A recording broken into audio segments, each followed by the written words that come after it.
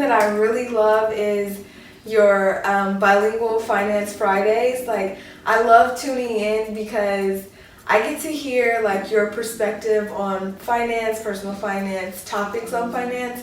But I love that what you guys are doing is you do it in English and then you translate it into Spanish. Yes. And so for someone whose second language is Spanish, somewhat Spanglish. Anyway, it's so great to like hear both English and Spanish. And for me, I don't know those terms in Spanish, so it's like the first time. So I want to know, like, how did you come up with the idea of Bilingual Finance Fridays? Yes, so it was together with Christina. We used to work together in other projects before she kind of started her own business with her media business, which is great.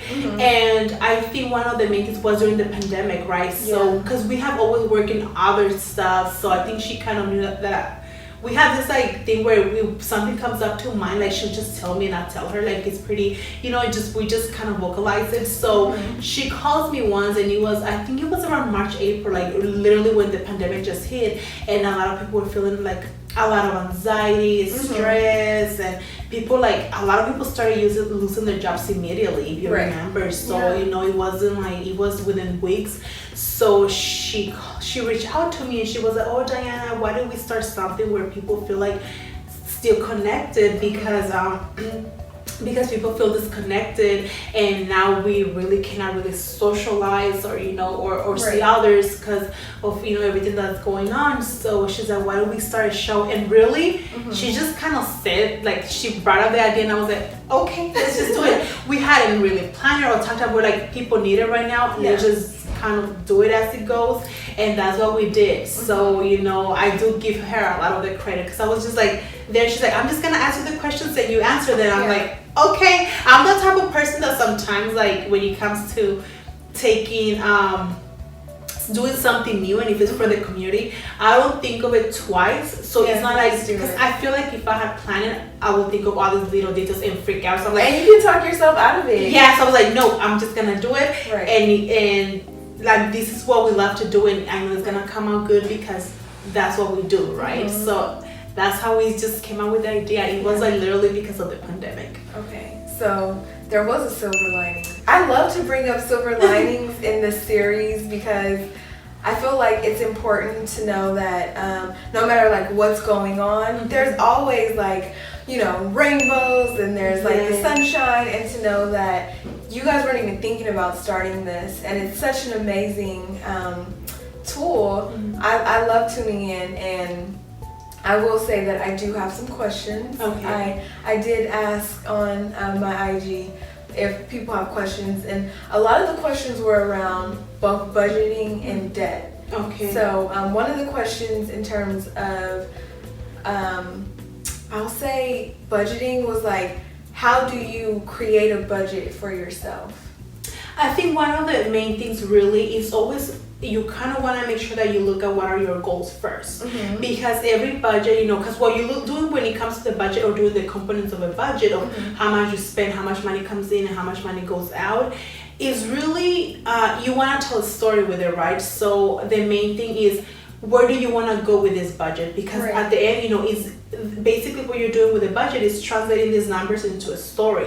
So what you want to go ahead and say, okay, what is the purpose of me doing this budget? And the primary one is to be able to reach those financial goals. So once you have those goals ready, you can look at the numbers to see how long is it gonna take me, depending on the money that is coming in and the money that is going out, for me to reach that goal. So I think the main thing they want to do is really understand ask themselves, what is the purpose of me doing this budget? It's not just to do it, there's something that you want to get out of it.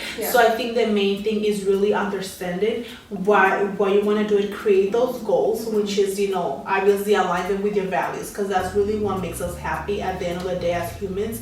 Things that align with the things that we believe and the things that we value as a person. Great. Okay. I know some people who don't have any established credit, but I think that's very difficult in 2020 if you don't have established credit. So what would you say to those people? I think when this is a decision that they have made, and if they want to work to, because pretty much the credit is to open other doors for you to be able, let's say if someone wants to start their own business and they need to finance their business, it seems like they truly don't want to get any kind of loan. That's how it sounds to me. So for them, I mean, if you believe like, okay, I just want to work and I want to go ahead and save the money until I have it, the only thing that, just remember the cost of living does go higher. So as you're saving, maybe you're losing that opportunity where you could have financed it and at the end put less money, and you could use this money for other security finances, right? So you always kind of trying to do it like that, but you do have to understand that the cost of living, in the U.S. or especially in California, is very high. Again, that's a choice, but for them to really understand the value or using other people's money, that's what we call it. And it's like when someone purchases a home, right? Like if you don't put all the cash, and you keep some for other things and other savings and other emergencies, when the home appreciates, you gain this value not because you saved all the money, but because you used someone else's money to get this appreciation. But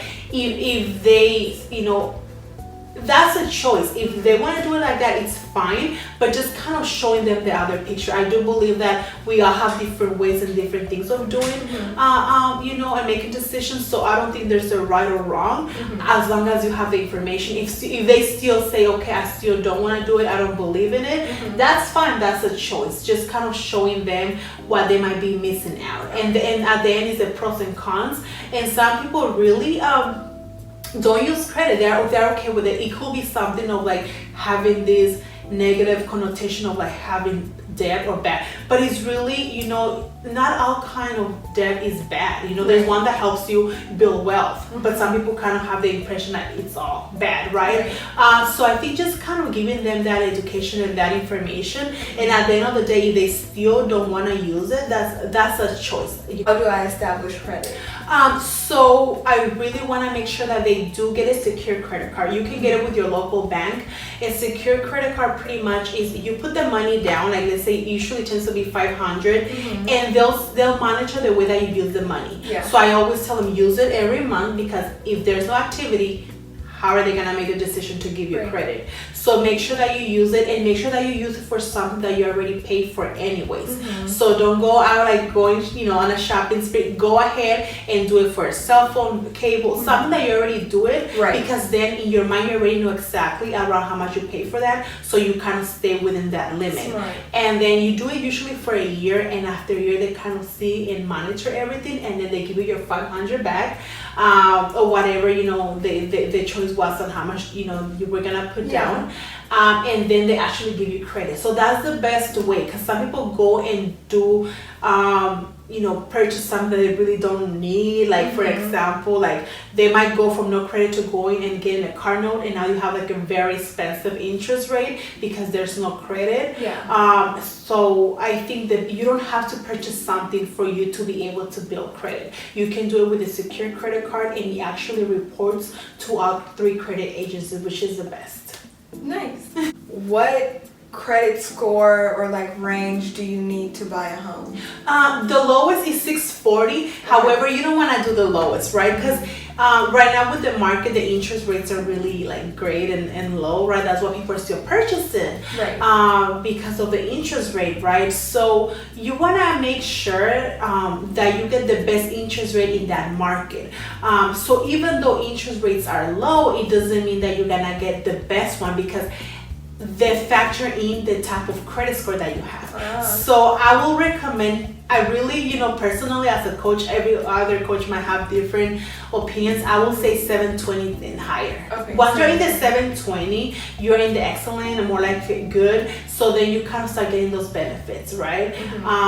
So I'll say above 720. So how do you go from a 640 to a 720? Like, what are some good habits that people can practice? Definitely, like I say, you have a credit card, don't have more than 30%, don't use more than the 30% credit card limit. That utilization. Yes, that usually tends to bring your credit score low. Make sure that you pay on time. Like the 35% of how you get a credit score is really paying on time.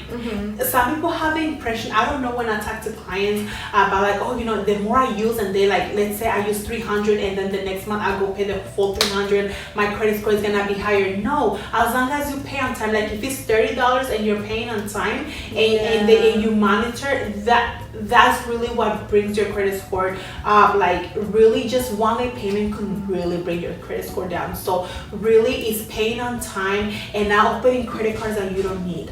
Having a lot of credit cards and not using them can actually affect your credit score as well, because you have all of these credit cards, and the newer they are, they actually, that's the way that they rate your credit score too. So if you keep opening all these credit cards and you don't have a purpose for them, that actually could affect your credit score. So don't open them. So just use the ones that you already have. Use them, monitor them, stay below 30%, and don't have late payments.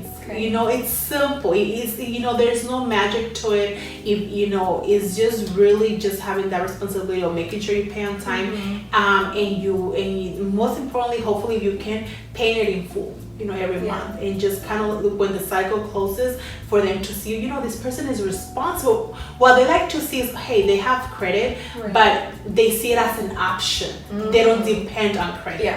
So I think that's the best advice. Just stay below 30% and just make sure that you use it for something that you were gonna pay anyway, that it was in your budget, so you don't start kind of spending randomly. So that helps with your saving part, because you're not just spending randomly, and that helps. You're being more strategic. Yes, which is important. Yes, definitely. So that's the way. There's no magic to it. Use it. Be responsible. Pay it on time. Be consistent. And be consistent. Yes.